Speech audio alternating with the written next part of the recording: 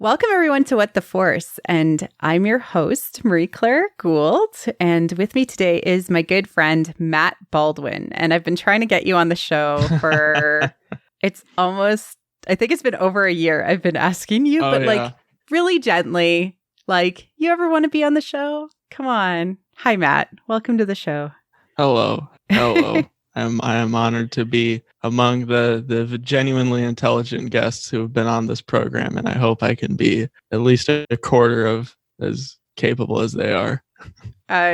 You're literally one of the first people I go to whenever I discover something really wacky, weird, or exciting. And you put up with me and you read through all of the fangirl scripts as I was writing them and gave me genuine... They were quite good. Useful feedback. So thank you for that. And sometimes your approach/ideas seem a little out there.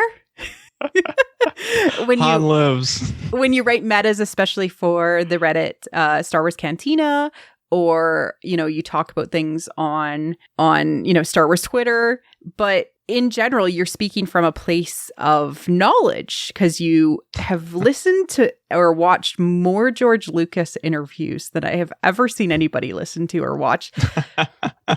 You know a lot about kind of the bases of the themes of Star Wars, especially, and you speak to them very eloquently. Well, thank you. That genuinely means a lot. I try. These George interviews are, when you learn how to speak his language, everything sort of becomes really clear. And one of the things that I often find myself having real life arguments with people who love Star Wars, but maybe don't pay attention and just kind of pick it up in a subconscious way through the storytelling, is that George has never changed his message. No. Ever. Well, there's this LA Times, I believe it is, interview from 1977 where he talks about how his dream is he one day wants to have where he can, other people are making his movies and he's sort of in this sort of overseeing advisory role, and how he talks about how he tries to emulate the Disney way of doing things in his films. Then 40 years later, he's part of Disney. And he is actually part of Disney. It's really fascinating. I looked up Lucasfilm for some reason on Bloomberg, where they list who the executives are, and he is still on the Lucasfilm board. Yeah. Well, he's the with Disney larger, he's the second largest holder of Disney stock as an individual, behind only Steve Jobs' estate. And people don't know how financially entangled he is still in all of this. Yeah, and how much theoretically he could still have say if he wanted to, but I think he has made a choice to step back. But I think he literally handed over a conceptual blueprint that they are still running with today, with some, hey, can we add some more different colored sand to this sandbox? Yeah. And build different looking sandcastles, but with the same materials and the same essence. Yeah. Well, there's this video he gave to Disney shareholders right after the buyout, where he talks about how that he's investing in Disney and Disney's investing in him because he wanted to get these three movies made, referring to 7, 8, 9. He says he put Kathleen Kennedy in place because he can trust her, and the three of them, he, Kathleen, and Disney, are all going to work to make these films come into being because he knew he couldn't do them on his own anymore. And it's not a good idea to lie to your shareholders. No. And I very much think, although they don't bring him up, they did bring him up in that episode 9 celebration panel, where they're saying this is very much George's vision. They had a nice clip of him saying, I imagine it's like a 3-act play, or it's like 3 3-act plays that are all together, right? 9 movies, 3 3-act plays. Kathleen Kennedy saying that they were completing George's vision. Yeah. Well, and it's this far cry from and as time gone on, I think they've pulled the curtain back quite a bit on how he still has this role and is still involved in this all. You know, I think of how like during the Force Awakens time, he was all, oh, I have nothing to do with these movies. I have nothing to do with the company anymore. It's, you know, they're completely thing. Then at Celebration this year, some 5 years later, JJ is talking about how, oh yeah, the large ideas from the sequel trilogy came from a couple decades ago. And oh, when I first was hired on the film, the first person I talked to was George, and we had a long chat about, you know, the movie and what was going to be in it and what was going to happen in it. And when I was working on it, I talked to Kasdan and Johnson and Lucas all the time. And, you know, like they're becoming a lot more overt now at what the true nature of thing is. And I've always had this tinfoil that that's why the making of the Force Awakens book got canceled, was because it was going to be too obvious that, you know, he still was involved in these films. So I wonder if after 9's out, if we start to get like these big behind the scenes stuff of the sequel trilogy that's like, okay, here's like the making of books, here's what went down in these films. Like, did we even get a George Lucas went to the set? Because we know that he did, but I don't think that we ever actually saw photos of him at the set. No, I don't believe with TFA. Yeah, I don't believe we have with him. That was the one that they were very, oh, he had nothing to do with this, which I have a friend of mine, and he said that when he first saw The Force Awakens, he fell for all that and thought George had nothing to do with this. And he was talking to another friend of his a couple weeks later after seeing it, and this friend of his says, oh no, it's still a George film. Go back and watch it again with that in mind, and you'll figure out how this is still a George film. And then he went back and he watched TFA, and it just became so obvious to him that, okay, yeah, he was involved in some of this, because it's just all so, it is George painted all over it.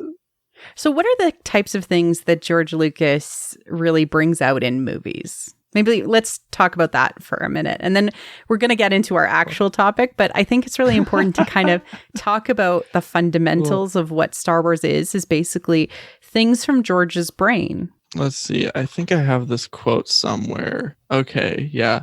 So this is from 1977, right after the release of the first film, A New Hope.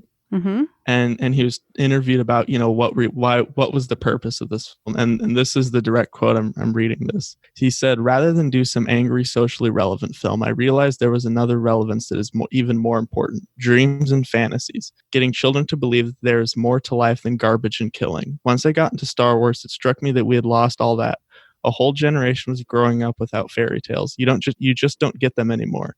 That's the best stuff in the world. Adventure in far off lands. It's fun. And so I think in that quote, really just everything's revealed. He talks about how he wanted to make this fun film that showed a sense of optimism and sort of a better way of looking at things to children, that was sort of designed to teach. And like, you know, as you said, from the start, he's been consistent for 40 years about what the purpose of these movies are.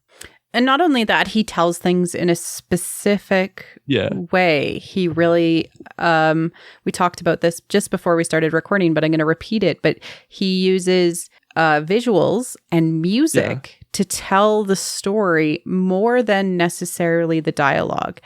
But now we have the awesome, you know, combination and joining of actually having like the top writers in Hollywood writing Star Wars. Yeah, well, and it's very clear that Lucasfilm has like a mindset of that they have certain people that are allowed to work on these films, and if they show any sort of deviation from that, they will fire them immediately and move on to the next person to find. Yeah, which has happened twice people. Now with Disney era Star Wars films. We had the original directors, Marcus and McFeely, who are great. Like they did the Into the Spider-Verse movie, and it's brilliant and beautiful and all of those things. But the tone that they were setting for Solo was not what especially Lawrence Kasdan and maybe Kathleen Kennedy were looking for. We also had Colin Trevorrow be fired before he really even got to even think about anything to do with episode 9. Yeah, they hadn't even, like, it was just like, I was reading about that the other day. It was like it was in like late August of 2017. He turned in a draft of a script.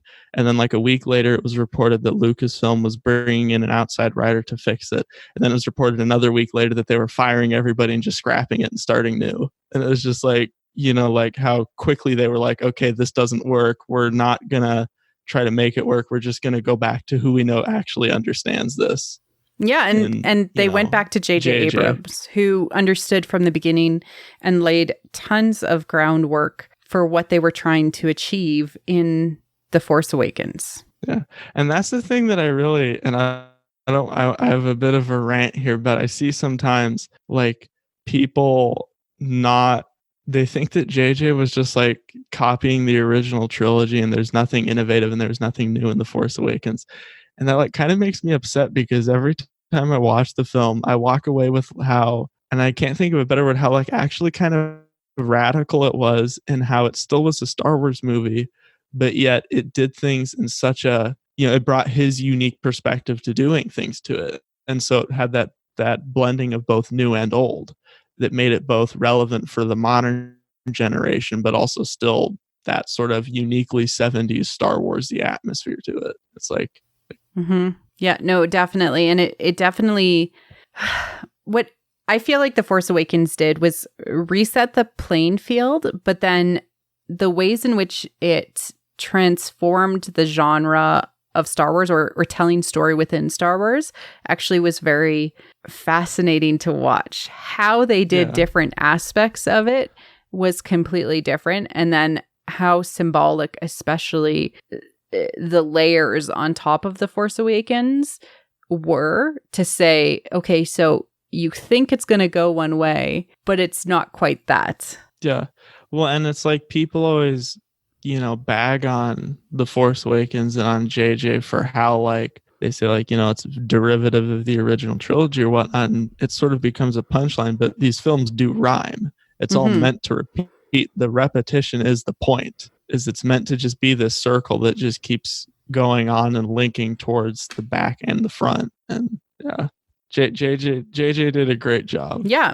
And reminding us of things that we have experienced previously, like that almost like deja vu feeling that you get sometimes when you're watching Star Wars, when you recognize something feels similar to something that you've previously watched, is entirely purposeful to evoke certain ideas or concepts or ties. Yeah. So yeah, I think that that's super important. And then, so one of the things that has been kind of in the books the whole way along, especially since George was influenced by Kurosawa and influenced especially through Campbell and the hero's journey, was, this concept of hope never leaving the galaxy. Well, and never leaving the story. I always think of THX 1138, that his first film that evolved out of a student film he did at USC. And the story, the writing in it isn't great. The dialogue's nothing spectacular, but the visuals are just, they tell the whole story through the visuals. And it's such a hopeful story of this guy just trying to escape the society that rejects love. And when I first saw the film a couple months ago for the first time, and I walked away from it thinking, wow, this is literally Star Wars. In like 88 minutes, he did the whole point of Star Wars. And it got me thinking how like a lot of his movies, not just the Star Wars ones, but the ones outside of Star Wars, are just trying to tell the same story over and over again. And no matter what genre he was working in or what story he was trying to tell, it all just connects to this idea of this society that rejected love and a sort of rebel or maverick that tried to escape the society and liberate them from their lack of love. It's neat. It is, yeah. So we're gonna challenge you as the listening audience a little bit and bring up the concept of redemption for Sheev Palpatine, as Matt has coined it. Because if there's anybody in the galaxy who needs love, it's Sheev. Yep. So I like to, Matt called this Sheevdemption, and I'm like, oh boy, Matt, I don't know. and like the thing is, like, I'm open to all sorts of ideas. You make a compelling argument, I will hear you out. But it has to align to a couple of things for me to be even kind of paying attention. Does it fit fairy tale? Is it something that applies to the core themes of Star Wars that George Lucas is always telling us? So, love, hope, found family, redemption. Mm-hmm. Is it one of those? Does it fit within that schema? And it's all 4. And is it something that we need to hear, right? Is it something that we as a society, we as 13-year-old kids need to hear? Mm-hmm. So that's my lens that I view things that happen in Star Wars from a very high level story perspective. So individual things that happen in this story, of course not. That's the minutia. That is how we get to the bigger story.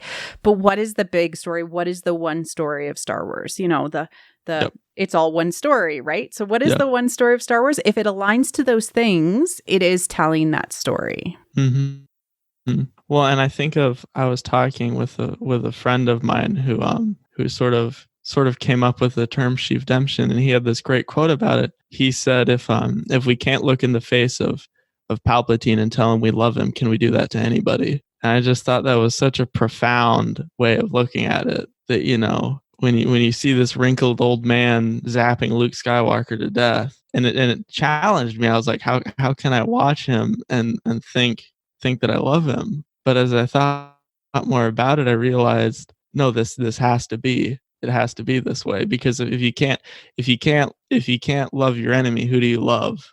And maybe I'll take a side step and explain that in the world of Star Wars and what that means to the populace. Yeah. And it all has to do with the Force and how the Force is interconnected with everything. And it's something that Matt and I have been talking a lot with regards to this story of the egg. Mm-hmm. And there's other, you know, the Tao Te Ching and how everything is interconnected, and you cannot, you know, love yourself without loving others. You cannot, you know, exist in the world without loving all aspects of the world, because you're so interconnected with everything in the world. But let's talk about the Force. So the Force is a manifestation of all living things. Yeah. It is the energy that flows from every existing thing that has ever happened or ever will happen. So everything is the Force, and the Force is everything. Mm-hmm. So in that, from a moralistic perspective, if you kill something within the Force, you are killing part of yourself. Exactly. And I think that's why all these Darksiders we see have some level of physical deformity to them. Because when they do something evil, they're hurting them. I've always thought this, and I haven't fully committed to this yet, but I've always found it really interesting that Maul in the Phantom Menace, who has this very, you know, ugly look to him that, you know, George talked about, he wanted to make someone look really scary and like a monster, has this double-edged sword. So it's like every swing he does with his sword to kill something poses the risk of hurting himself. If he, you know, because it's got those two ends. And I've just always thought that's really interesting. You know, how these Darksiders have some level of physical deformity to them. You know, even barrel-chested Kylo Ren has that big scar on his face that came from when he killed a part of him when he killed his father. And it's like, you know, it always fascinates me, that idea of that, to me, truly radical idea in Star Wars of everything is everything simultaneously. Yes. The tree, the rock, the swamp, everything is connected through the Force, because everything is everything. Everything is the Force, and the Force is everything. And, you know, a lot of different authors and writers and creators within the Star Wars universe have described it different ways. I think that the one that's easiest for people to wrap their heads around is actually Chirrut Imwe's saying, like, I am with the Force and the Force is with me. It is something that people really do struggle with, I think. Yeah. That this very Zen-like, we are all together. There is no difference between you, me, the rock, the tree, the Force. Well, And like the Zen thing, that's a really interesting point. I was reading something that somebody posted on Twitter from the Making of Empire book, and it's talking about how Billy D. Williams immediately gelled with Kirshner on the set of Empire because they both were into Zen Buddhism, and they both had done all this reading about Zen Buddhism and had studied it and had these ideas in their head about it. And I just find that so interesting that, you know, an actor who wasn't playing one of these Force characters was hired for Star Wars, who had this connection to these sort of Eastern ideas that George was pulling from with this all. And if you haven't had a chance to maybe check out Zen Buddhism, one of the best places to start that's really, I don't know, consumable is Alan Watts's lectures. So if you're trying to look for a place to start, you can just listen to him. He's got a very nice, pleasing voice. They're a little older. They're like literally him being recorded lecturing for hours. And you might go crazy and you might get enlightened, you know? But well, that's sort of the pursuit of knowledge in general. Yes.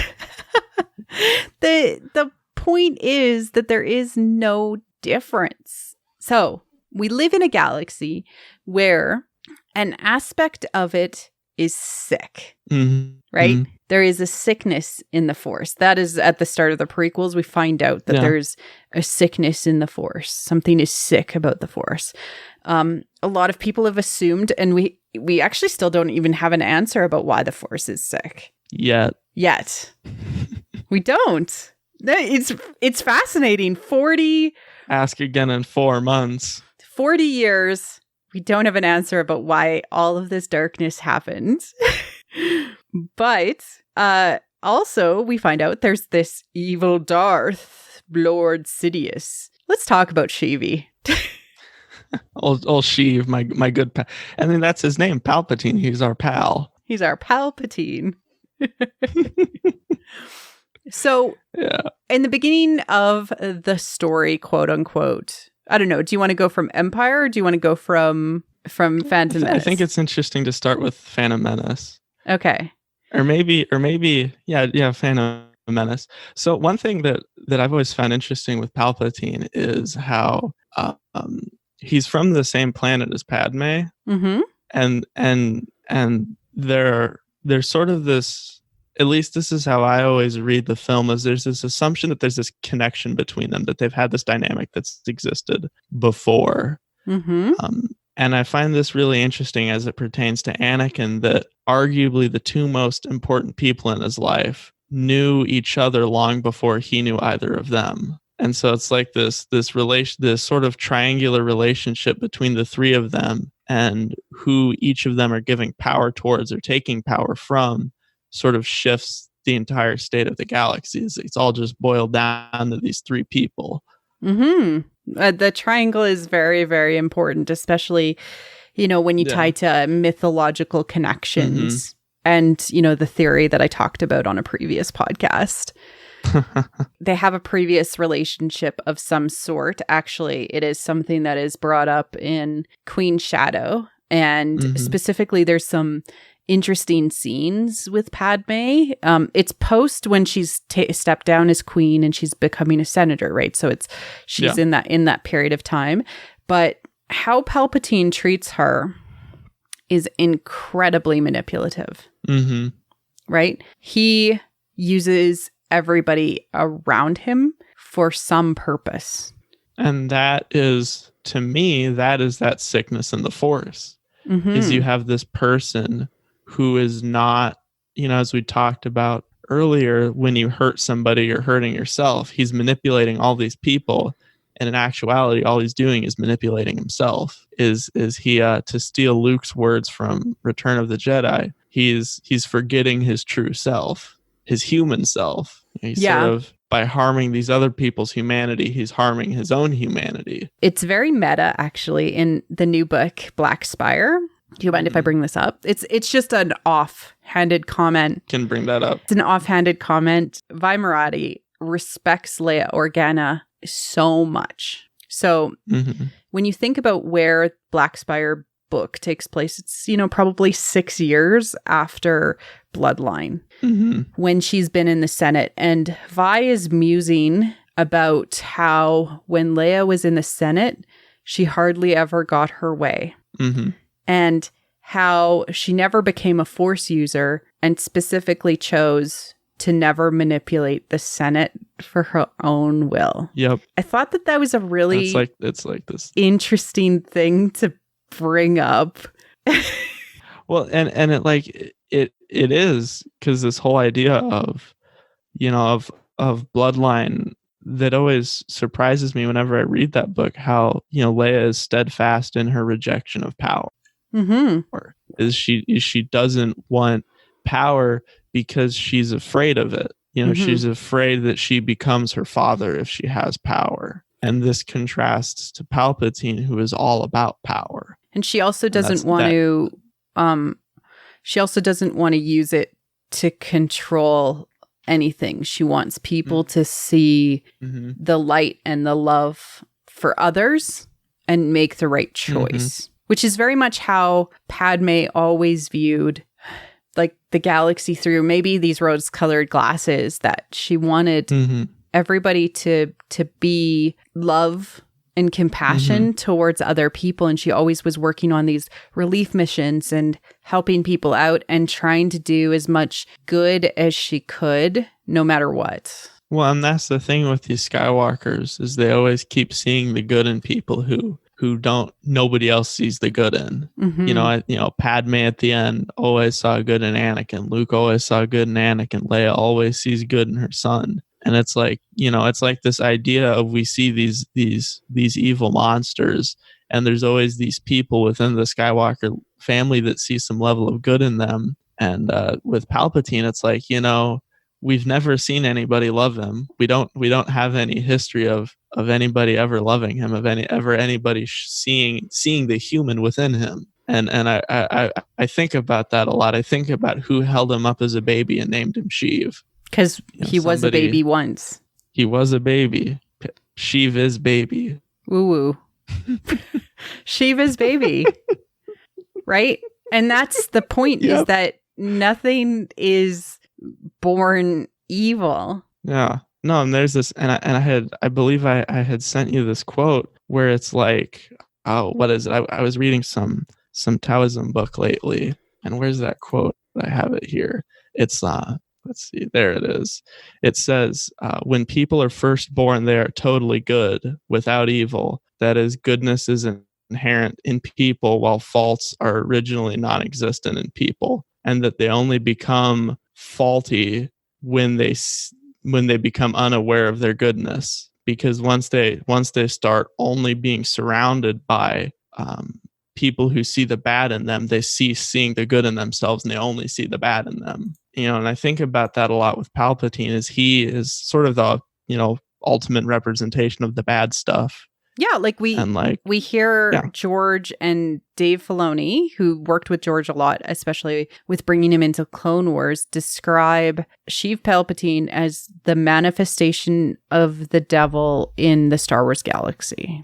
And I just wonder a lot. Maybe I'm a bit of an optimist myself, like Padme, and I tend to see the goodness in people and think that no baby is inherently evil. It's a baby, for goodness sakes. And I really want to know what made him go from a bubbly baby boy to a wrinkled old devil. And we've never gotten that story. No, we have not.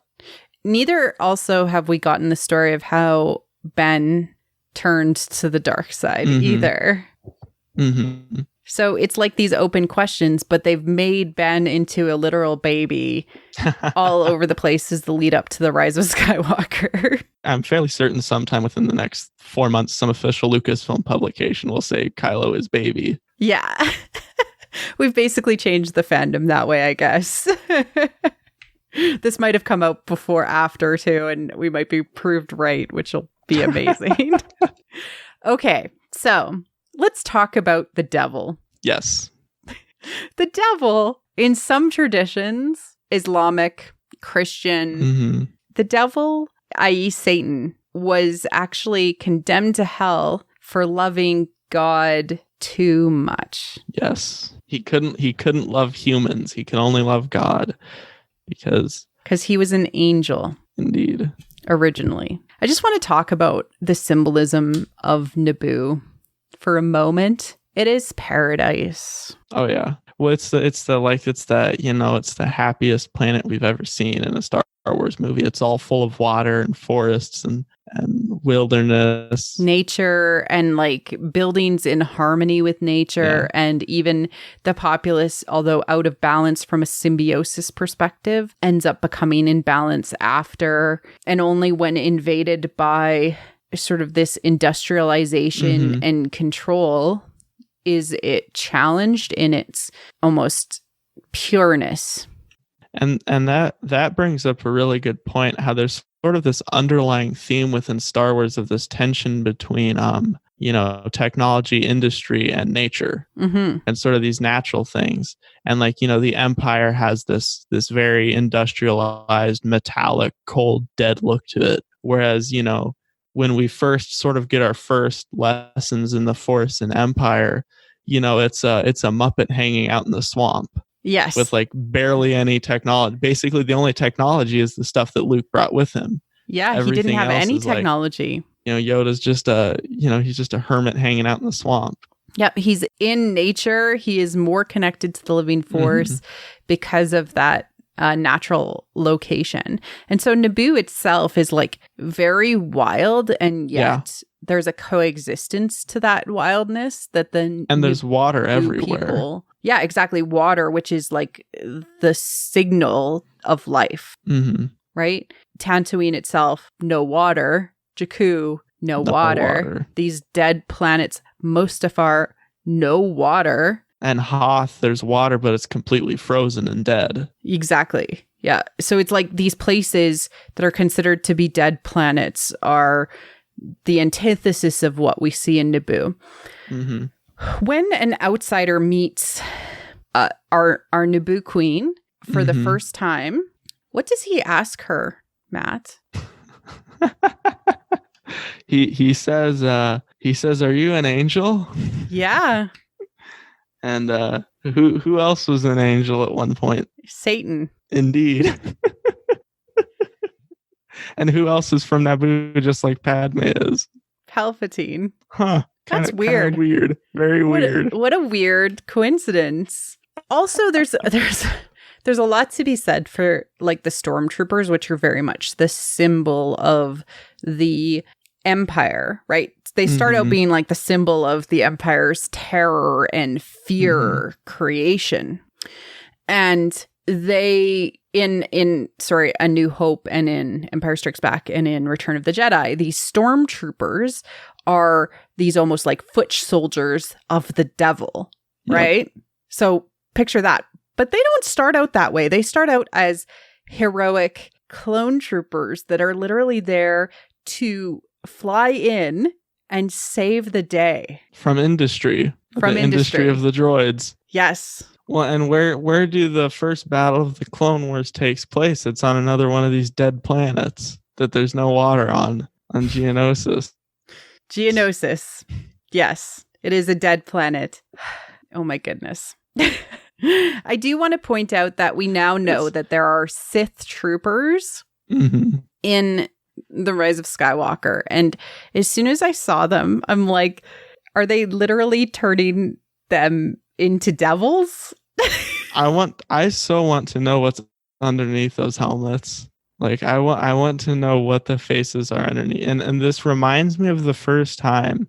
So contrary to what people would think about me, I used to not be a big Star Wars nerd. The first time I saw The Force Awakens was about a month after it came out. Wow. And I go to see it, and I had liked Star Wars as a kid, but I had sort of fallen out about it in my teen years. For reference, when The Force Awakens came out and I first saw it, how old was I? I was 17. So for a frame of reference for people listening. So I see The Force that Awakens. Old? I mean, I'm way older than you, Matt, so now you're making me feel old. Thanks. I just think the life context is important. And so as I was seeing The Force Awakens and Finn takes off his helmet, and I remember leaning over to my brother and asking him, wait a minute, I thought the stormtroopers weren't people. I thought they were all clones. I didn't know they had a face underneath them. And in that moment, it like, before I got into all this fandom stuff, before I had read a word of Campbell or knew any of these George interviews or anything, before I read a line of Carl Jung, my perceptions of Star Wars were completely changed the minute Finn took off his helmet, because then it made me go back and think, now wait a minute, all these stormtroopers we saw in the original trilogy, they were all people too. Mm-hmm. And so now I want to know, who are these Sith troopers? Are they people too? Do they deserve, are they some sort of, do they need to be liberated and redeemed? Do we need to have Sith troop redemption? Yeah. Or some sort of rebellion against the concept of war. Star love, star peace. I do want to bring up one kind of symbolic connection that is always, always, always, always associated with the Empire, and how I think it ties back to this concept of Sheev essentially creating hell in the galaxy. Mm-hmm. The Empire is known for essentially stripping worlds of their valuable resources through mines, which are connected symbolically with the dark side, i.e. the turning of a world from a lush green location to a dead planet. There is a huge list of planets that had previously been lush and beautiful that are now dead worlds. Some of the important ones to bring up, because they are important to the story, is Tatooine, Jakku, and Mustafar. There are more. There's so many more. Literally every planet that the Empire goes to that has any valuable resource, it strips it and turns it into a mining world. Well, and with like a mine, you're going kind of into the underworld of the planet. You're forcing the underworld, the land of the dead, to the surface. Yes. And so there's nowhere for the life to go. So literally the Empire, the hand of the Empire being like the hand of the Emperor, Sheev Palpatine, is slowly turning the galaxy into hell. And in some ways, like you think about Dante's Inferno and how the suffering of hell is what kind of drives the energy of it. And how, like the minions of hell are sent out to corrupt or recruit or pull people into it to gain power in its eternal fight against God, the light. There's a lot to be said for that parallel that I had never thought about before. This whole concept of, what if Sheev Palpatine fell to the darkness because of love? Yeah. Well, and there's another example of that dead planet that just came to me now, where we see Alderaan only briefly in Revenge of the Sith. But it's, it's sort of like Naboo. There's these big castles, there's grasslands, mountains, there's birds flying, it's all happy and whatnot. Yeah. And what's the planet the Death Star blows up? That one, the planet of life. Yeah. It's really interesting to me, as you say, that he just keeps trying to kill these planets that are full of life. And as I believe Star Wars shows, in a way, Attack of the Clones really implies this, that the Force, the interconnectedness of life, is also love. So when he kills all these planets full of life, he's trying to kill love. And this makes me think back to Strange Magic. For those who aren't aware, give a quick summary. Yeah. It was this animated film. It was the first thing that Lucasfilm did under Disney. It was this animated film that George was trying to make for about 10 years. And basically the plot of the film is, there's these two kingdoms. There's this dark one and the light one. And the dark one, the prince, the Bog King, actually, he wants to destroy love. And he wants to end love, and he hates it, and he imprisons the fairy that can make the love potion. And the whole film is basically about the heroine reintroducing love into the life of the Bog King. And the film ends with this happy ending where the two kingdoms are all together and smiling and happy, and love is filled with the land again, and it's all peaches and cream. And what happens to Roland? he doesn't end too well.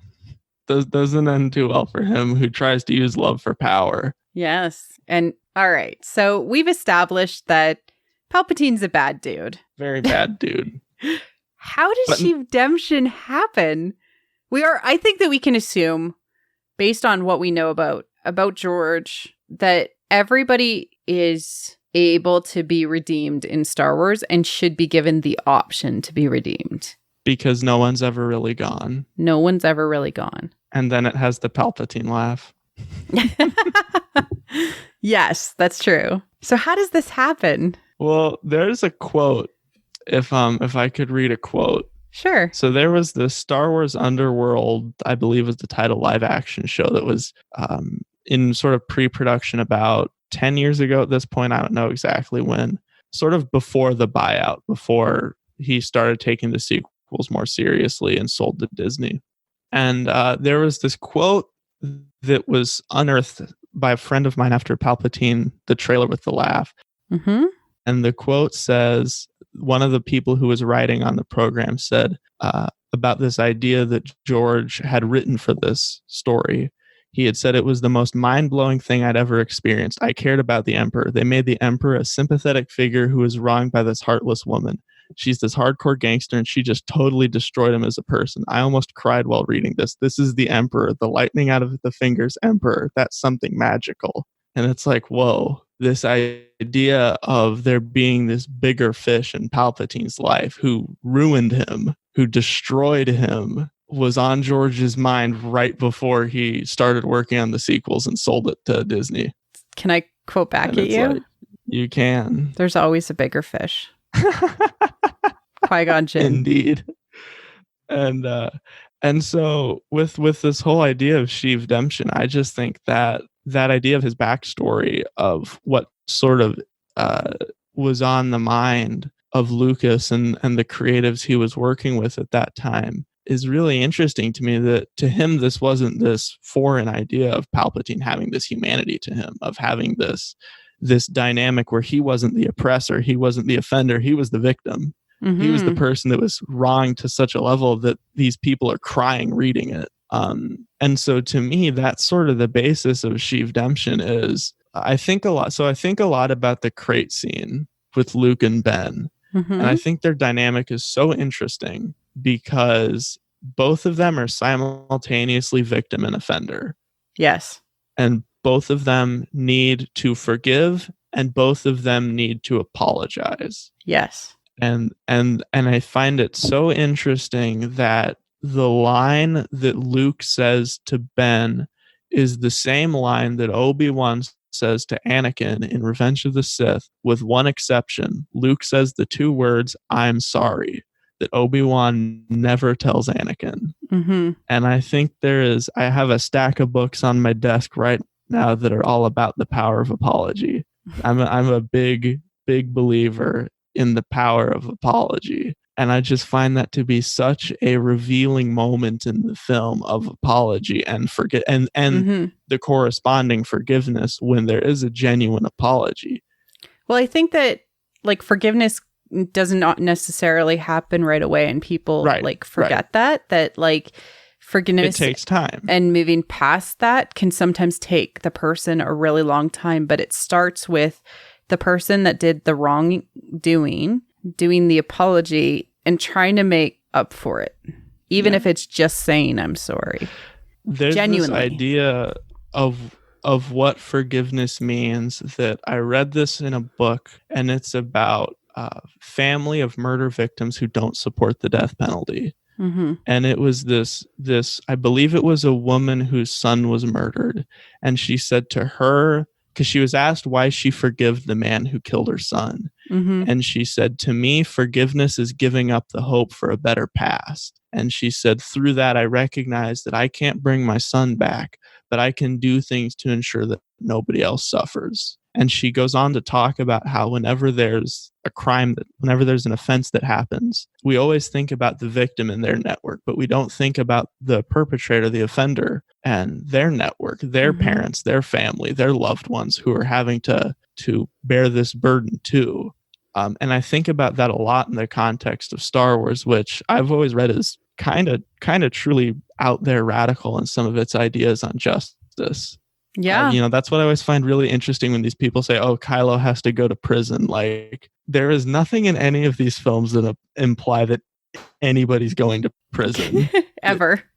Anybody's going to suffer. Like Anakin does a good thing and all of his sins are absolved and he gets to go to the heavenly afterlife. Like it's not that there isn't a concept of hell in the films, at least how I read it.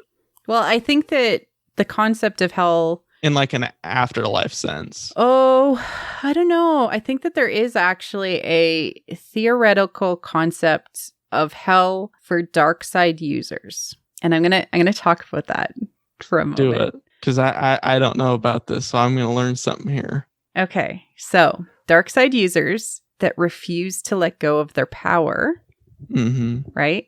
And see themselves as a part rather than apart, are forever tied to the object of their power. And we've seen this in the Clone Wars, in the Yoda's Lost Missions, with Darth Bane. Oh, yeah. When they got Mark Hamill. Yes, he was... Yeah. He's like aghast, or like this thing that's haunting this dark side temple. And we also have seen it now in the Darth Vader comic 2017 run with Momin and him being, his spirit literally being stuck inside of his helmet that he wore as part of his power. So hell is never being able to be one with the Force, never being able to be reconnected with the source, the light. So it's kind of like, and if I'm interpreting this correctly, and I may not be, it's kind of like this sort of purgatory-ish state of being trapped between life and death. Yes. You're not quite alive and you're not quite dead. See, because that's what I kind of wonder if Palpatine is in The Rise of Skywalker. If he's kind of in this state of where he's not dead because he never could heal, and he's sort of stuck in this nebulous state. And this is all my speculation, all my tinfoil headcanons, where he's stuck in this like nebulous state of being, but also non-being for eternity until he can heal. And I think it's really, really powerful that when Maul dies and Obi-Wan holds him. Oh yeah. I know he doesn't exist as a ghost any longer, or as like a something haunting. He ended his last moments feeling compassion and love. Well, and Obi-Wan, this is the thing that I remember when I saw this episode of Rebels, it blew my mind. Obi-Wan holds him just like he holds Qui-Gon after Maul killed Qui-Gon. And it's like Maul so much is, in a way, Maul is the Palpatine if Obi-Wan is the Skywalker, if that makes any sense. Yeah. That sort of for Obi-Wan's entire life, Maul had been sort of tormenting him. He killed his master. He killed his sort of love. And yet Obi-Wan could show compassion to him and treated him like a person. Yep. And it's like that. Maul again, had a mother. Indeed. Yes. We even know who that mother is. We even know how traumatic his childhood was. Yeah. We know all of these things about that led him down this path, and he was still treated with love in the end. I think that's a really powerful message that maybe some people ignore. Yeah. And maybe they focus on the aspects of Obi-Wan just being such a good person in that episode. But I think that's telling us something about why it's still important, no matter how evil somebody is, that they are still in the Force and in the galaxy, interconnected with you, and you're interconnected with them. In some ways, I view if Anakin is kind of like an avatar of the light, in some ways, Sheev is like a shadow. Yes. Right. Like he is his opposite. Yes. And I think about that a lot with to move out of Star Wars for a minute. But another thing Dave Filoni worked on that Mark Hamill worked on, I think about that a lot with Avatar: The Last Airbender. Yeah. I was obsessed with that as a small child. I mean, if you haven't watched it, Avatar: The Last Airbender, although sometimes it's very kid and like childlike, it is some of the most amazing animation. It has lovely, beautiful Star Wars-esque themes to it. There's a reason George hired Filoni off of it. Yes. And there's going to be some spoilers, but it's a 12-year-old show at this point. So yes. I'm fine spoiling. Well, and also like Aang is 12 years old. It's telling that just like Star Wars is for. Yeah, no, but like it's telling that sweet spot for kids of a certain age. Yep. Yeah.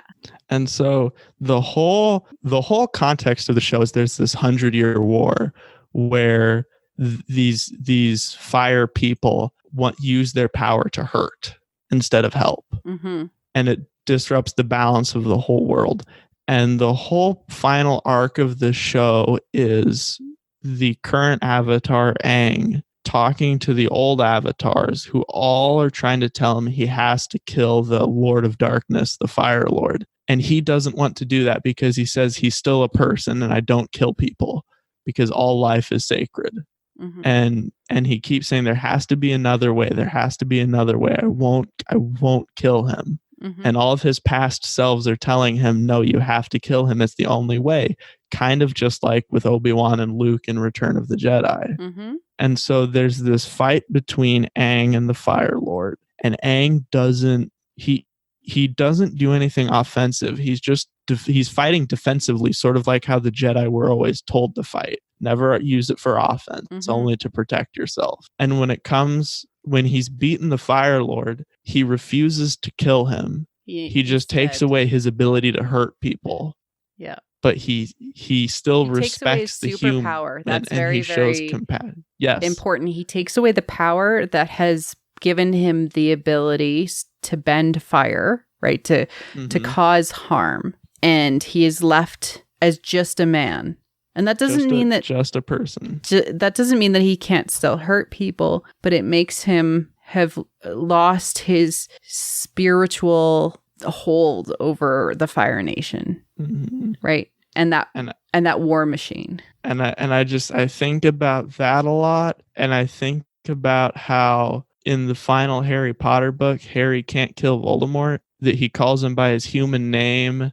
Mm-hmm. And he tries to get him to show some remorse, and he can't kill him, and he doesn't want to kill him. And I think about that a lot in these two other stories that are operating out of a very similar mythological framework. Mm-hmm. Their equivalent to Palpatine never is killed. He's rendered harmless, but he's never actually killed. Mm-hmm. And I think about that a lot. It really answers the question of how do you stop the never-ending Star Wars? Yes. How do you stop the never-ending pain, wound, sickness of the galaxy without doing something different and changing and turning towards compassion and love? Exactly.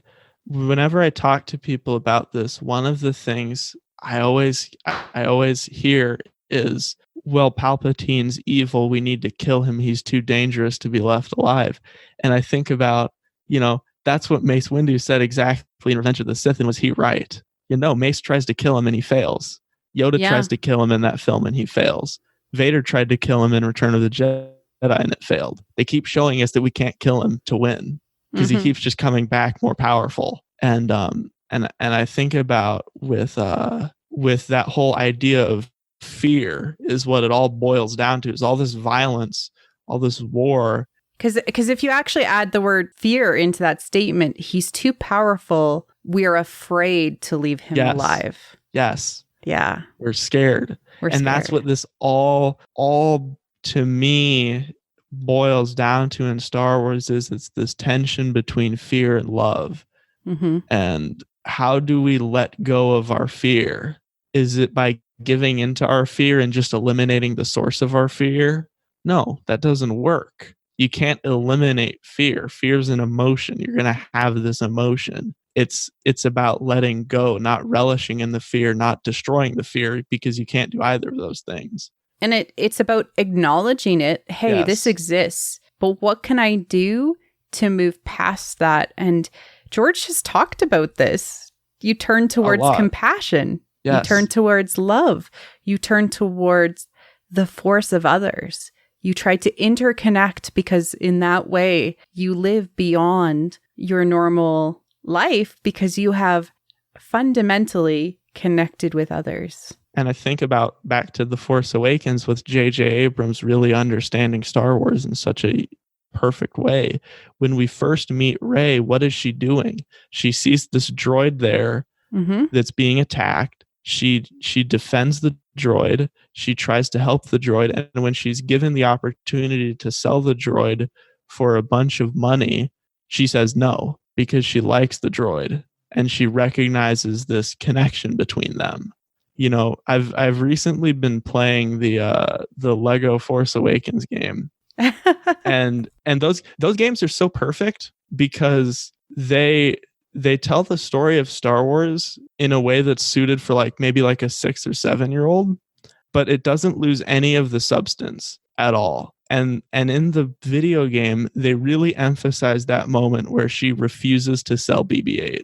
And it's like the creators of this game, of the moments they wanted to really hammer home, they picked that one in particular to hammer home to the 6, 7, 8 year olds playing the game that it's important that this character does not sell the droid for money, which is greed. So she's rejecting. When we first meet Rey, she is pure compassion.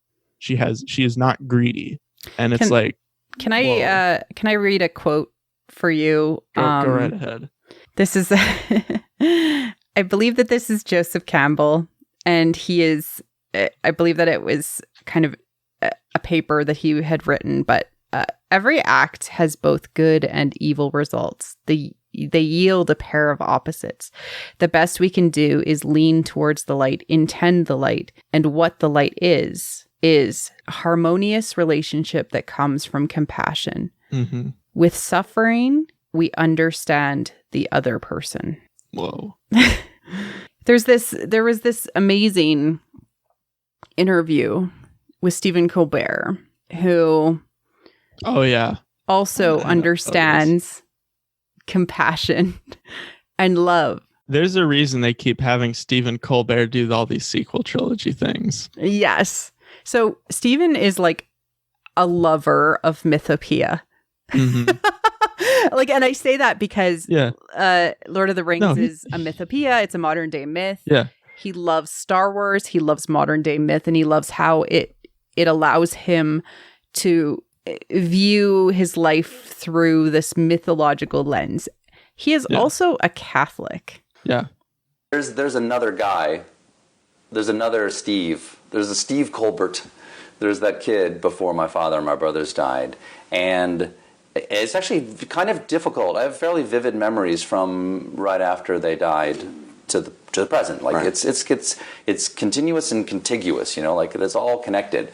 There's this big break in the cable of my memory at their death, and everything before that has got an odd ghostly, to me it's like shards of glass. Like I feel like flashes, little bits of it. And then the things that really, like music, because they died in September. They died on September 11th. They died on September 11th, 1974.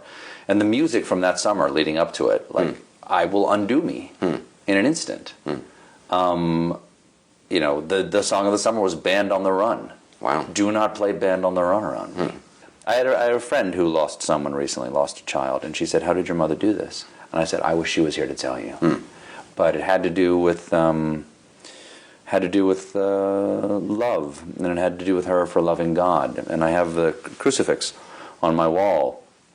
That was hers when I inherited it when she died, and she would pray to Our Lady and say, "She knows what it is to lose a child," and her example of her faith stays with me, and that is we're asked to accept the world that God gives us, and to accept it with love, you know.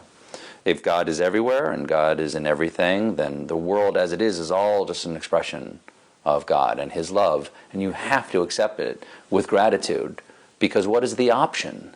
What is the option? Oh, it God, was like smart. the next one, I think. Oh, that one was great too, though. Yeah, no, that was great too. I think that's a good lead in as well with the mother thing. But like that one with the mother and the child, I immediately was thinking about that with Leia, and like how Ben isn't dead, but he's in the state of death. And like that pain that she has to carry with her, where she loses her husband, she loses her son, and how does she go on? And I'm really curious to see how the Rise of Skywalker deals with this. As how does Leia go on?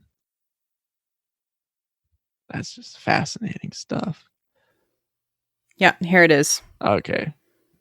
So that first clip actually was not what we were expecting, but still very important. So very relevant. Yeah. So they're both from this interview that Anderson Cooper had with Stephen Colbert on CNN. And this is the one that I just, it just kind of, it messed me up for a little while. Yeah. And I just think it's really important to keep in mind. You told an interviewer that you have learned to, in your words, love the thing that I most wish had not happened. I remember. You went on to say, "What punishments of God are not gifts?" Do you really believe that? Yes. It's a gift to exist. It's a gift to exist. And with existence comes suffering. There's no escaping that. And I guess I'm either a Catholic or a Buddhist when I say those things, because I've heard those from both traditions. But I didn't learn it that I was grateful for the thing I most wish hadn't happened, is that I realized it. Mm-hmm. Is that... And it's an oddly guilty feeling. It doesn't mean you are happy. I don't want it to have happened. I want it to not have happened. Right. But if you are grateful for your life, which I think is a positive thing to do, not everybody is, right. And I'm not always, but it's the most positive thing to do, then you have to be grateful for all of it. You can't pick and choose what you're grateful for. And then, so what do you get from loss? You get awareness of other people's loss. Well, that's true. Empathy. Which allows you to connect with that other person. Right. Which allows you to love more deeply and to understand what it's like to be a human being, if it's true that all humans suffer. Right. And so, at a young age, I suffered something so that by the time I was in serious relationships in my life, with friends, or with my wife, or with my children, is that I have some understanding that everybody is suffering. And however imperfectly, acknowledge their suffering and to connect with them and to love them in a deep way that not only accepts that all of us suffer, but also then makes you grateful for the fact that you have suffered, so that you can know that about other people. And that's what I mean. It's about the fullness of your humanity. Mm-hmm. What's the point of being here and being human if you can't be the most human you can be? I'm not saying best, because you're going to be a bad person and a most human. I want to be the most human I can be. And that involves acknowledging and ultimately being grateful for the things that I wish didn't happen, because they gave me a gift. Well, one of the things my mom would often say is that she said, I never ask why me. Like, why did this happen to me? She would always say, why not me? Why would me be exempt from what has befallen everybody, countless others over the centuries? And I think that's another thing that has helped me think, yeah, of course, why not me? This is part of being alive. I mean, this is the suffering is the sadness, suffering. These are all you can't have happiness without having loss and suffering. And in my tradition, that's the great gift of the sacrifice of Christ, is that God does it too. Mm. That you're really not alone. God does it too. Wow. Yeah, but I was just taken back when he said the whole Christian Buddhist thing. I'm either a Christian or a Buddhist. I was like, hey, that's something George has said nonstop for 20 something years. Yeah. Yeah, and you can really see in these clips why Lucasfilm not only has him do these things at Celebration, but why he also gets like interviews with Adam Driver to talk about Star Wars or things like that, because he's not going to ask dumb questions. He's not gonna. He gets it. Mm-hmm. He's gonna ask the thematic important questions and maybe some of the fun teasing questions. Yeah. But he is the only one that has been able to deep dive on Star Wars. Well, Stephen Colbert is totally a Reylo. Yes. Like, I mean, we can just get that. I mean, he made that joke at the Celebration panel about Kylo Ren's lightsaber. And he made the Kylo and Rey dolls make out on a show when Adam Driver was on. Yeah. I think that actually Adam initiated that. Oh. Well, he allowed it. Yeah, he allowed it to happen. So, okay. So there's a lot in those clips. And those clips, like, always kind of make me a little bit emotional because although I no longer practice Catholicism, I have always felt the interconnectedness of humanity is very important, and the world we live in too. Yeah.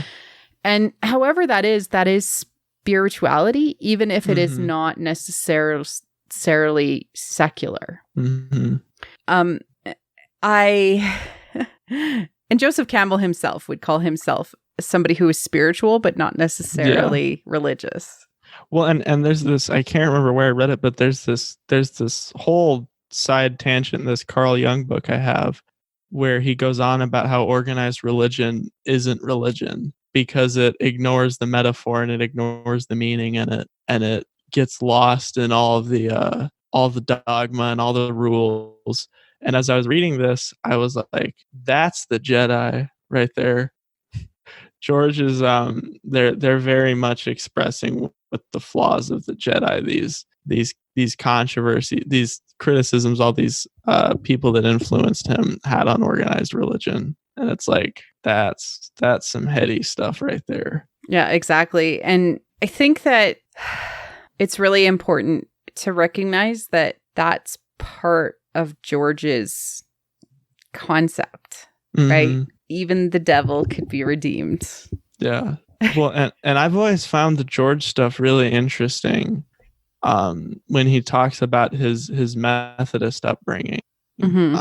Because I too have a Methodist upbringing. And since this is being recorded on a Saturday night, we'll be in a Methodist church in a matter of hours. And I find that so interesting in seeing how things that he says line up perfectly with things that I've had various ministers talk about through my life of attending a church and hearing these same themes repeat this. And I'm not saying that, Star Wars is Christianity, but more like these sort of heady ideas, these sort of like big picture ideas of the interconnectedness of things and of love and the linkage between all. And so from the perspective of Palpatine, I think that's why I was so easily able sort of to see this when I had after like 5 minutes of not understanding it. Because as I thought about it, I was like, well, Sheev is a person. And if he's a person, that means we're the same. There's a little bit of the same stuff that makes up me inside of him. So if I don't love him, I'm hating myself. Yeah. And so really, it. And like when I think of with how much hate he's put into the world, that's all he's getting back, and everybody's always hated him. Yeah. All the Jedi, when they found out he was the Sith Lord, their first response was to kill him. Anakin developed this hatred towards him. Luke developed this fearful hatred towards him. The rebellion hated him. And, justifiably, I'm not saying they were wrong to hate him. He's the devil. It's the natural thing to hate evil, to hate that which has hurt you. But I really find it interesting that we've never seen anybody show even a modicum of compassion towards him. And then in the sequels, we're introduced to this character who, from the moment we see her, is pure compassion in Rey. And so we have this character of pure compassion, and we have this person who's never experienced compassion at the end of the sequels. And so I really think in some way, whatever form this final victory of all times takes with Palpatine, in some way Rey will show some level of compassion towards him, because he is her, and he is also all the other people she's ever met in her life. Yeah. And, you know, I've asked this question on other podcasts, but Snoke says, as my apprentice, Rey rose in the dark side, his equal in the light would also rise. But Kylo is not the darkest thing in the galaxy. Nope. He's a baby. He's a baby. Sheev Palpatine is described as a black hole in the Force. So I actually think that Rey is Sheev's equal in the Force. Yep, exactly. Because she is the exact opposite of him in every way. She's feminine, she loves, she's beautiful, and she fills her life with love and compassion for others. Mm-hmm. She's very much like what Padme was, right? Weird. And she doesn't let anything get in the way of her doing the right thing. You know, like she when she finds out that Luke did a bad to Ben, her first reaction is to try to make this right. And she doesn't care about, you know, all the stories she's heard of Luke Skywalker, because in The Force Awakens, when she talks about Luke, it's like she's talking about a superhero or some sort of mythological figure. So she has this, like, she's probably heard legends of Luke Skywalker. Literally. I want to bring up a point from that book about how she and her first response isn't to be afraid of Luke and thinking, oh wow, he tried to kill Kylo Ren, maybe I should be scared of him. No, her first response is to charge at him and get him to admit the truth and get to a place where he then can go apologize to Ben. Yeah, he can take action to repair the wound that was dealt. Yes. Right? And a friend of mine, she's made a good point recently where she says that Yoda in The Last Jedi says, "Lost Ben Solo you did, lose Rey you must not." Like that Rey serves some higher purpose that they cannot lose her for. And so if she is, as you say, this opposite of Palpatine, this would perfectly tie this all together, because she has the potential to be as potentially destroyer of worlds in that way that Palpatine is. So I have a question. You brought up Padme being connected with Sheev previously. What if Palpatine and Padme genuinely had some sort of incident in the past that triggered this whole thing? I think that would be really, really interesting with that. The Joseph Campbell quote, the wound, the person that dealt the wound, or the weapon that dealt the wound, must be the weapon that heals it.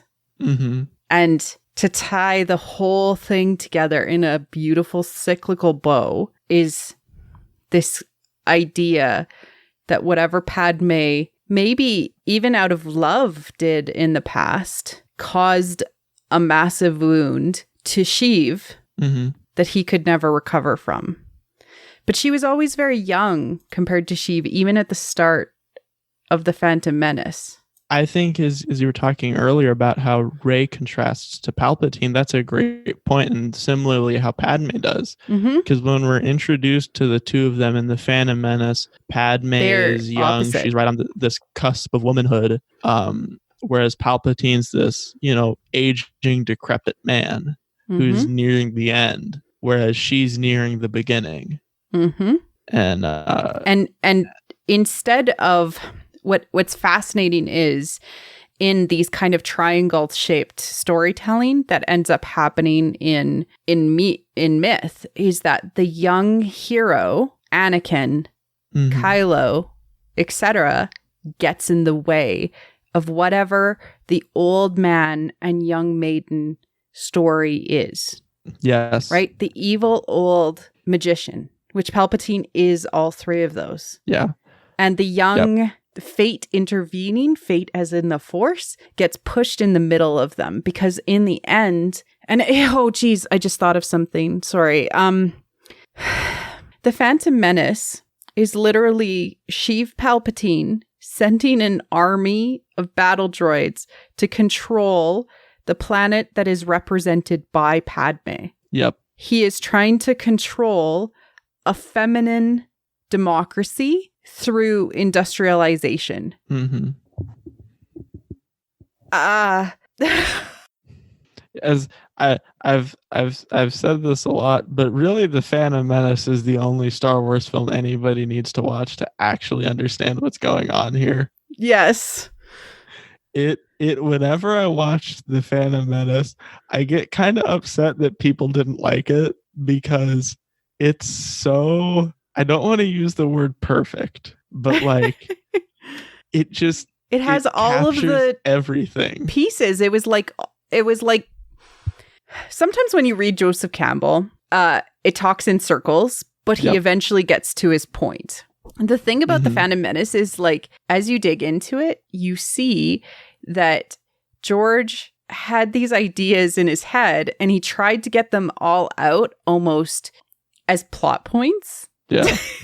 Well, and that really gets to the issue that he recognized that he is not a great writer. No. In a sort of literary sense. And what I find interesting is how he kept, in sort of the earliest stages of the prequels, he tried to find friends of his that he trusted to work with him on this. Mm-hmm. But all of them told him that, no, you need to work on this yourself. You have been talking about this for so long. This is a journey you need to take. So in a way, sort of making the prequels was George's own sort of like, I haven't thought about this before, but it's kind of like his own like sort of journey myth. Yeah. Of making these stories. Yeah. And like he had to get them out of him. And as a creator myself, like I experienced that frustration. You got to see it firsthand when I was creating Fangirls. I literally asked everyone I trusted to write it with me, and nobody would do it. Well, partially because I had it all kind of visualized in my head. I already knew what I wanted to have happen. My struggle was I didn't feel like I had the capability to do it. And it feels like George maybe felt the same way. Well, I once was watching this video of his where he was talking about American Graffiti, his 1973 film that was really big and was sort of the thing that broke him as a big filmmaker. And there was a lot of issues with making that film. He hired some writers to write the script. He spent all of the money he had on hiring these writers. He was completely broke in Europe. And he got the script from them and it was complete garbage. Mm-hmm. And he had I think it was a week before Fox or whoever was funding the film needed a script. And he just sat in his crappy apartment in Europe and said, well, I just have to write this script. I don't have a choice. Mm-hmm. And he said he wrote the script basically nonstop for that week. He sort of described it like as this out of body experience. It was really, really weird. And he said when he finished it, it was exactly what he wanted all along. And it was sort of the thing that made him comfortable writing for the first time. And he talked before how he never wanted to write, that Francis Ford Coppola sort of taught him everything about screenwriting, about being an actual writer. Mm-hmm. And I just this is sort of off topic, but I just find his life really interesting, George's, in the sense that he sort of is on his own, and we all are, but he's on his own hero's journey throughout it, and he can map these life events of his to it, and it's just really weird. But I think that's a really important thing to call out, is that we're all on a hero's journey, and when you look back on your life and you apply the template to it to try to find meaning, it's weird how things apply to it. Yeah, no, that's the thing. Whenever I talk about Campbell or myth to people, which isn't too often.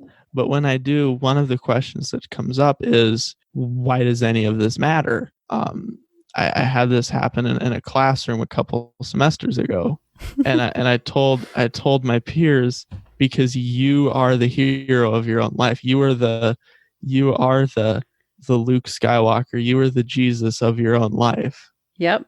And it's like, and so to the Sheev point, this whole idea of Sheevdemption, of on a level forgiving and showing compassion towards him, is this statement of, who is the devil in your own life? Yeah. And does it do you any good to continually hate them, to continually try to kill them, not literally kill them, but kill them in the ways that we can kill without killing? Or should you instead let go of your hate? Mm-hmm. And I tweeted this earlier today. I sent it to you. It's on my mind a lot. It's this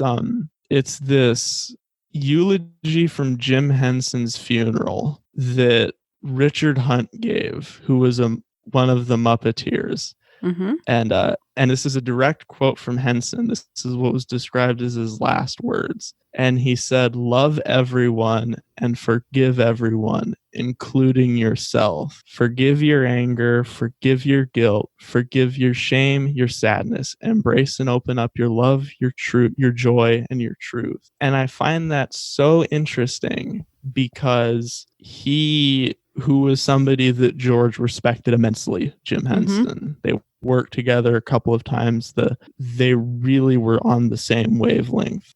And Henson understood that this whole clinging to anger and fear does nothing. Mm-hmm. And this, to me, is what the sort of the meta commentary on the fandom needing to kill Palpatine, to see Rey and Kylo kill Palpatine. I find it so interesting, because that's just giving into fear, mm-hmm. which, as Yoda, who was played by Frank Oz and was partially designed by Jim Henson, mm-hmm.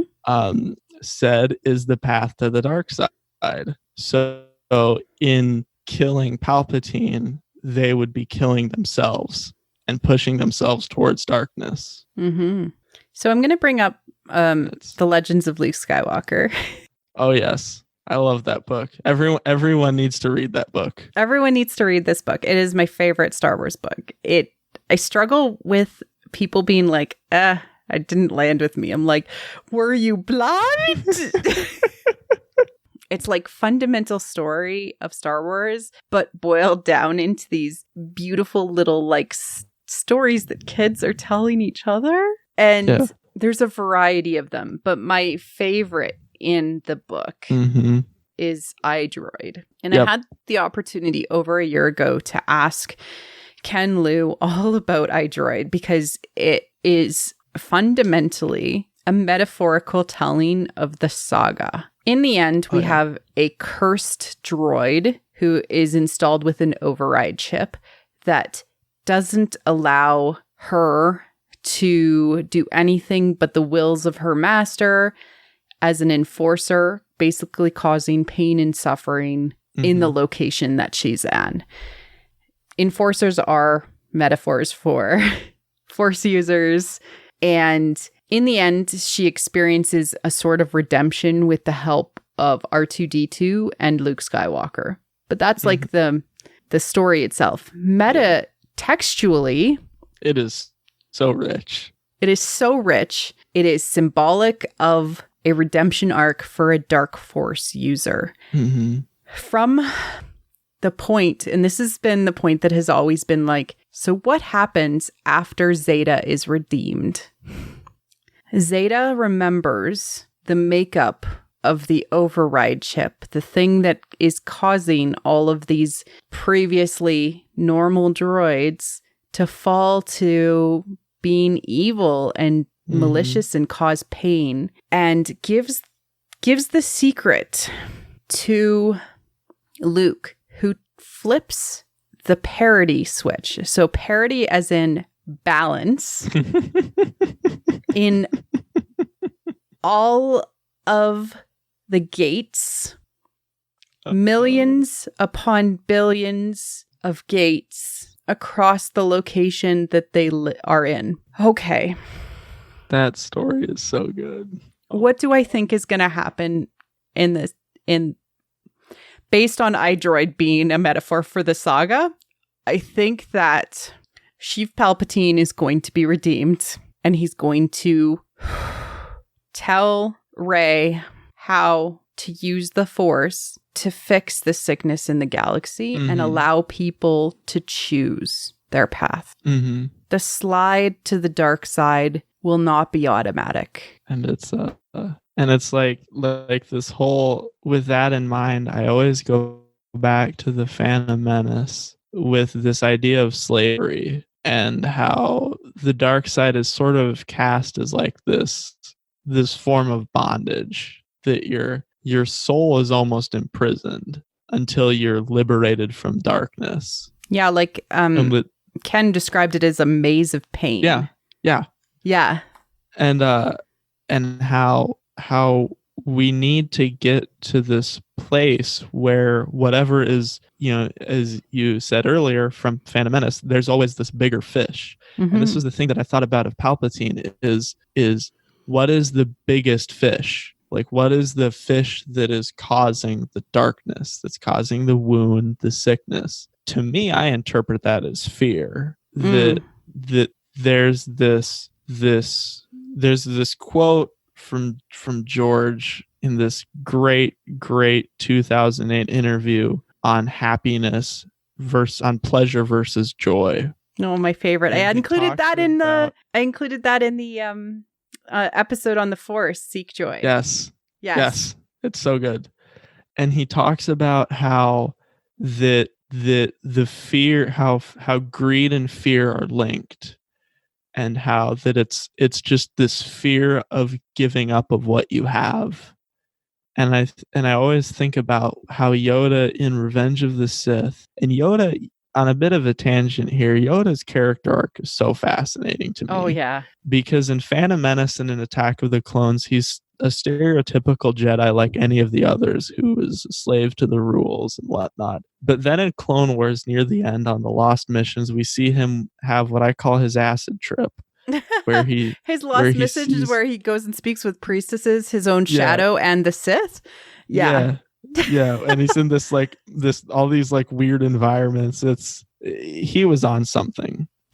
and how then in Revenge of the Sith, he's like the hippie Yoda we see in Empire Strikes Back. Yes, where he's like, oh, you have to let go of everything you fear to lose. Yes. And that death is celebrated because death is the expression of the Force. Yes. No one's ever really gone. And death is your gateway into becoming one with everything. Yes. And never being apart from it. And it's really interesting. Claudia describes becoming a Force ghost from the Force in the Master and Apprentice short story From a Certain Point of View. And she describes Obi-Wan's feelings about it and how it's agonizing to be separate from the Force. Mm-hmm. That's kind of a hint, actually. Yeah. Hey, just becoming a Force ghost is agony, but it's only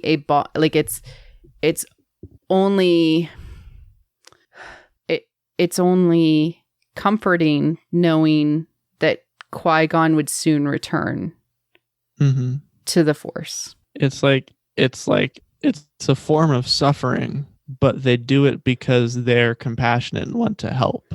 Yes. And I've always found this interesting. I actually had a conversation with one of my professors about this once, about how all the Force ghosts we see are people who had an intimate relationship with Anakin Skywalker, that had this close relationship with him. And it's like all these Force ghosts are just trying to help people help the Skywalkers. Yes. And I think about how one of the original endings of Return of the Jedi was after Anakin became good again, the Force ghosts just came back to life because their work was done. Anakin was good and it was all happy. And I think about that a lot with the Rise of Skywalker. In that when this wound is all healed, when the bondage, the chain of darkness has been broken, when our slavery to fear has been lifted, will it truly be symbolized that no one's ever really gone, and we found the ability to transcend death through this, compassion in the face of the devil. And that love truthfully wins. Yes, that just like Padme said in Revenge of the Sith, love would stop her from dying. If Anakin committed himself to love in that moment, nothing would have happened. All I need is your love. Yep. Well, I really hope that you came along on this journey with us, because it was a journey. we went all over the place. But that's okay. I mean, I didn't expect less of us actually speaking voice to voice for the very first time after almost a year and a half of us speaking virtually online. And yes, this is the first time we are meeting voice to voice. That is true. That is true. After my glorious debut of podcasting on the Jakku broadcast, which you should totally go listen to. Those ladies are super smart, and Matt, you're awesome on it. I think I messaged you and I'm like, your voice. Yeah. You weren't the only one. There were a lot of people who sent me messages on Discord saying my voice was a lot deeper than they had imagined. I was like, thanks. I was like, okay, I guess. So I think we did a good job. Yeah. I hope you came along with us. Sheevdemption. We gotta love him. Yeah. Because loving him is loving yourself. That is the ultimate truth of it all. But that is the truth of Star life. Wars and life. Because Star Wars is life. Yeah. And one story. All right, Matt, where can you, if they're looking for more of your thoughts, words, general tweeting? Well, on Twitter, you can find me at BlindmanBaldwin, where I will occasionally, once in a blue moon, have a good tweet. Usually it's just me spamming Han lives over and over again. Also, a very important episode to go back to. Yes. This all goes hand in hand. And you also can find me on the Star Wars Cantina subreddit, where I occasionally have good posts, but usually it's thousands upon thousands of words of me rambling nonsensically about how Princess and the Frog reveals Sheevdemption or something like that. Literally? Well, okay, so I did have like 4,000 words on that. You can tell me this after, but I'm interested. Go read his posts. He's very thoughtful. He is an old soul who speaks like somebody who has existed for many more years than his actual age chronometer would indicate. I'm simultaneously a baby and an old man. Wow, just like Sheev. Yep. And yeah, those are the best places to find me. And if you want even more nonsensical rants on the Star Wars Cantina Discord server, you will find me posting way too much. It's very silly there. It is usually about Padre. Yes, but also very important. All right. Thank you, Matt, for coming on the show. Yep. I'm glad to be here. Hope y'all learned something and had a good time. Thank you for listening to What the Force. I'm Marie Claire Gould, your host. Our music is the What the Force theme, orchestral music by Christy Carew for What the Force. We have a Patreon at patreon.com/whattheforce. We'd like to thank all our patrons, especially those who love What the Force. And for those patrons obsessed with What the Force, Melody, Night Huntress in Wild Space, Susan, Jessica, Cassandra Corvid, Brad, Black-Eyed Lily, and Anna Perez. Make sure you like and subscribe on YouTube or leave a 5-star review on iTunes or other pod apps. It helps people find the show.